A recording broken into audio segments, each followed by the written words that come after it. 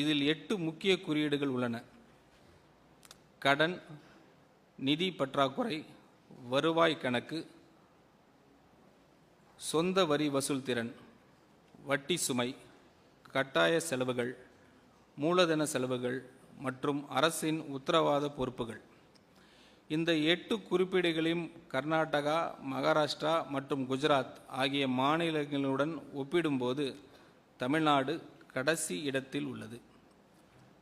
இவை அனைத்தும் ஒத்த தொழில்துறை அமைப்பு, ஒத்த பொருளாதார வலிமையும் கொண்ட மாநிலங்கள். மேலும் கொரோனா காலத்திற்கு பிறகு அவை அனைத்தும் ஒரே தொடக்க நிலையிலிருந்து மீட்சி பயணத்தை தொடங்கின.